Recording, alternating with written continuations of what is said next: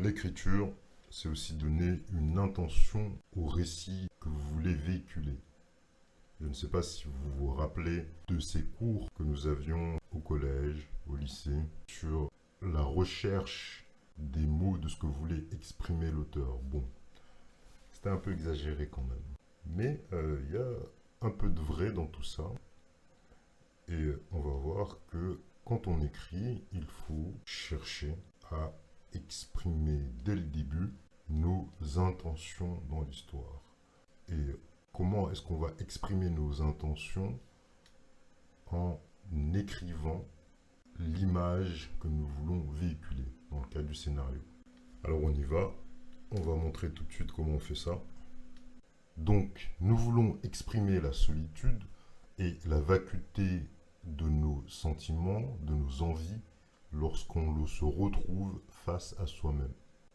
Et on peut faire ça via un processus d'écriture. Ce processus consiste notamment à faire parler l'image que l'on décrit, donc montrer plutôt que dire. On va mettre en place déjà une symbolique dans ce qu'on écrit.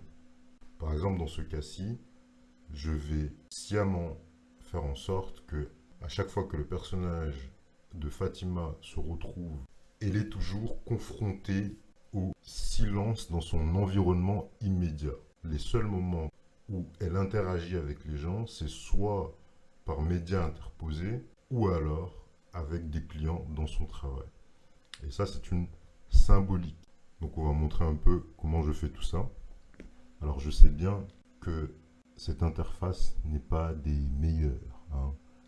C'est pas la plus esthétique. J'utilise simplement OpenOffice. Il y a des interfaces, des logiciels beaucoup plus beaux pour écrire un scénario. Mais on fait avec les moyens du bord. Scène 2, intérieur nu, studio de Fatima. C'est un studio étudiant typique. L'entrée laisse directement place à une porte d'accès aux toilettes et à la salle de bain emmurée dans la même pièce. En face de cette porte se trouve une plaque de cuisson électrique bas de gamme encastrée sur un petit plan de travail. Les contours blancs de la plaque ont noirci à cause de la chaleur. Sous la plaque se trouve un petit réfrigérateur juste assez haut et large pour passer dans l'emplacement prévu pour. Le sol en PVC, vert, est recouvert de vêtements disposés en un amas indistinct comblant le peu d'espace disponible dans la pièce. Bon, c'est tout droit sorti de mon expérience quand je vivais dans une chambre étudiante. Au fond de la pièce, sur un lit, une place également jonchée de vêtements, se trouve une jeune femme à moitié allongée sur le lit, une partie de son dos et sa tête posées contre le cadre du lit et le mur. C'est une femme qui a une vingtaine d'années, avec un visage avenant mais perpétuellement figé dans une expression neutre. Beach face. Elle est petite, semble plutôt mince, bien qu'elle ait un ventre protubérant. Elle porte un bonnet de nuit en satin noir. C'est Fatima, l'autre protagoniste principale de cette histoire. Il y a un ordinateur portable ouvert posé sur son ventre. Des voix parlant en anglais provenant d'une série télévisée sortent d'une petite enceinte portable posée sur un meuble de chevet.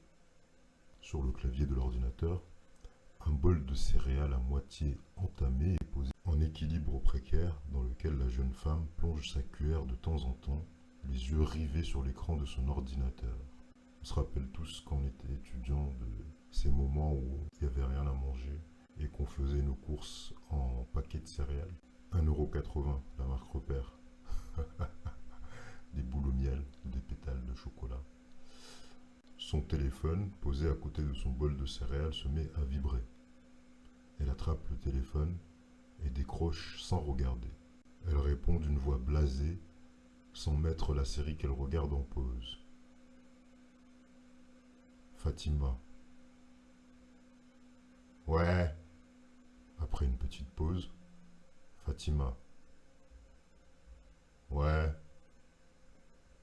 Une pause. Fatima. Je suis dispo, ouais. Une pause. Fatima. Ok, demain à 9h. Ouais, à demain, ciao. Je sais, j'ai la voix la plus féminine qui existe. On fait avec. Après avoir raccroché, elle laisse tomber son téléphone nonchalamment sur son lit, le regard toujours rivé sur l'écran de son ordinateur. Après quelques secondes, son téléphone vibre à nouveau. Elle lutte pour le récupérer et décrocher sans renverser son bol de céréales presque fini. Ça aussi, ça sent le vécu. Fatima. Ouais. Ouais. Je suis déjà en train de manger. Donc vous voyez bien que là, pour montrer un peu l'aspect solitaire, l'aspect, on rentre dans la vie privée de quelqu'un, l'aspect malaise, on ne fait que parler la personne. C'est entre Fatima, les dialogues qu'elle a au téléphone et le vide autour qui est comblé par la série qu'elle regarde. Tout en disant cela, elle soulève son ordinateur pour le poser sur le côté, pose son bol vide sur la table de chevet, attrape la boîte de céréales posée sur la table de chevet à côté de l'enceinte et d'une brique de lait et se sert tout en parlant. Que du vécu, que du vécu. Fatima. Je travaille demain matin en plus. Il y a Louis qui vient de m'appeler pour me demander si je pouvais faire un remplacement. Elle est maintenant assise sur son lit, les pieds posés sur le sol.